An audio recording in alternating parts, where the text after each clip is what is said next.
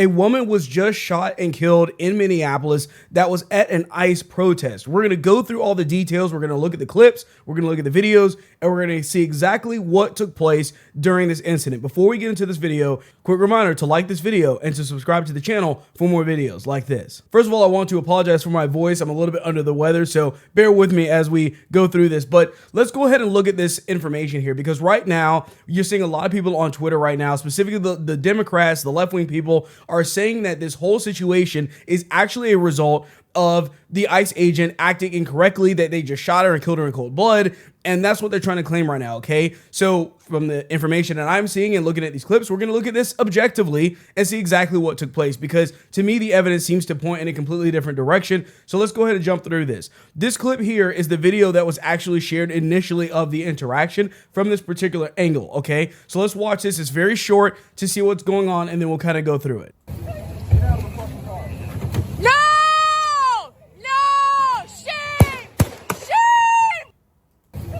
Okay, so you can see that there, the car moves forward, and then 3 rounds were fired after that. So let's just kind of break this one down a little bit, okay? Because you have this woman's vehicle in the middle of the road here, and you have several officers that are actually surrounding the vehicle. So as they begin to walk closer to the vehicle, you can see it looks like she has her reverse lights on at some point in here. So she has her reverse lights on. The guy approaches the window of the car and tries to unlock the door, because the goal of these protesters is to block and interfere with ICE, okay? So already you're obstructing justice. You don't have the right to do that. No one does, okay? So they approach her car. They probably already told her to get out of the vehicle, I'm assuming at this point already, and she already refused to do that. And here we go where they try to open the door. The door is locked, and then she proceeds, as you can see, to start backing up in reverse. So the lady starts already doing this. Now, this is a problem already, because once again, I'm assuming that they're not just approaching the vehicle and not saying anything. And clearly, they would have told her to get out of this vehicle ahead of time. So she's already essentially resisting arrest, or at least resisting what the officers are telling her to do. She continues to back the vehicle up. Now you can see it flips into drive. She turns the wheel, the tire's turning there, and you can see that she starts to now progress towards this other guy. At which point, the second that happens, you can see the gun being pulled out right there. Okay, if you look very closely, you can see the gun being pulled out. So back to here, where she's now moving the vehicle forward. So the vehicle moves forward, and then we see the gun come out, okay? Because that's what a lot of left-wing people are going to claim here. They're going to say, well, no, it was something else. It's something where he just shot her because he wanted to. Listen, he's seeing a threat, right? That's what's happening. A vehicle in drive, when you're in front of it, is a threat to you, okay? It's a threat to your life. So he pulls out the gun at this point. She proceeds to continue to go forward, and I think around in here is where right here, you can see kind of where the first shot is fired. So I'll kind of play it from here so we can kind of see it, because it's very quick. Oh, shit! So right there is actually where the shot was actually fired. So it actually took a bit of time. Like, he really let her kind of get pretty far before he decided to fire the shot. Now, it's hard to see because this other officer is covering it up, and you can see the smoke from the shot there. It's kind of hard to see because those officers in the way. But let's jump to a different angle that was actually just released as well, that has the opposite side of everything. So here's the new angle that we can see. And so this was also quick as well, but you can kind of see it up in the top right-hand part of the video there. And so let's go through this one.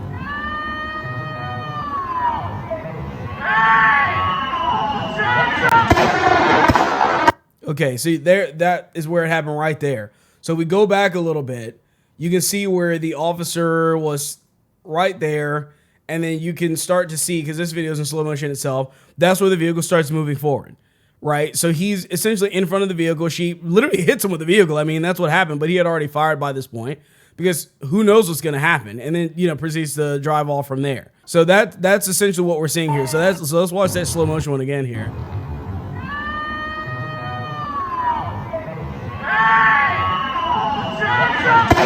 So he actually really got hit by the car before he fired the shot. I think that's really the important thing to see here. Let's check that out.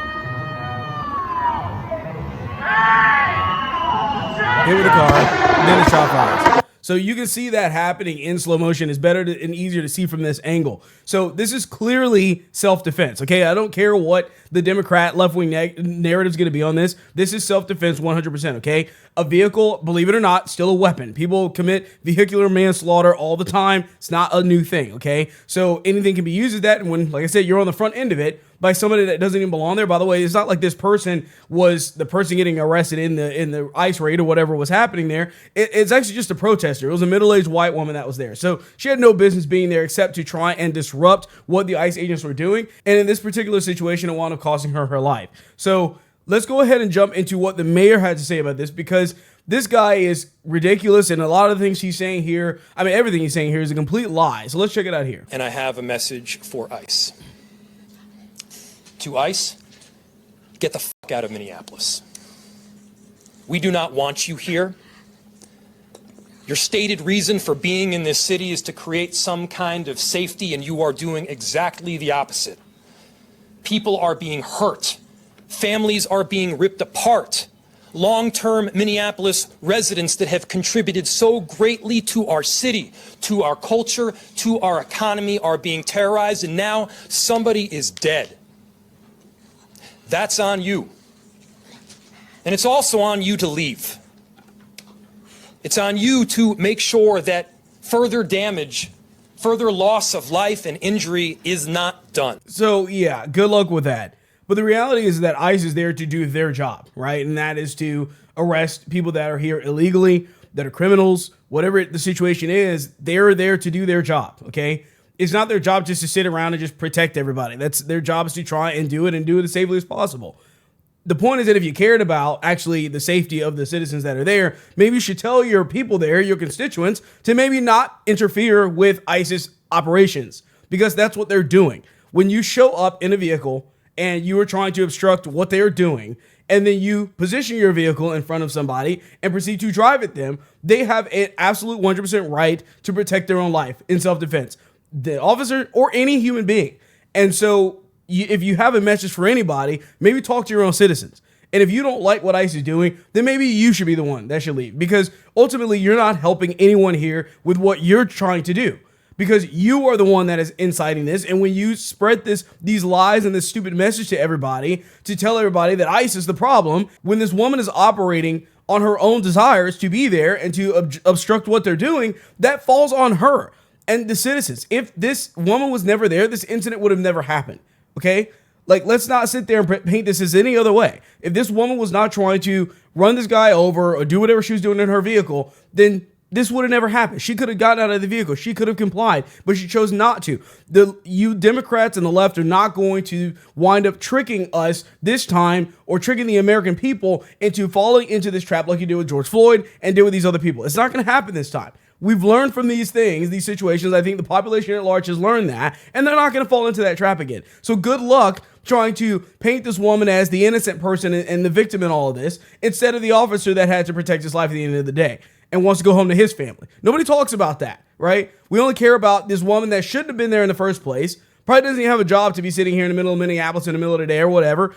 Come on, like, why are we doing this? And so let me know what you guys think down in the comments about this whole situation, because a lot of Democrats, left-wing people, are going to be saying the exact opposite right now. They're going to be trying to spin this narrative against ICE, when in the reality and the facts of everything, it is based on what their job was to do, to defend themselves and to do their job. And when you have people that get in the way of that, you mess around, you find out, right? I mean, that's what we always say. So let me know what you guys think. Remember to like the video, subscribe to the channel, and I'll catch you guys on the next one.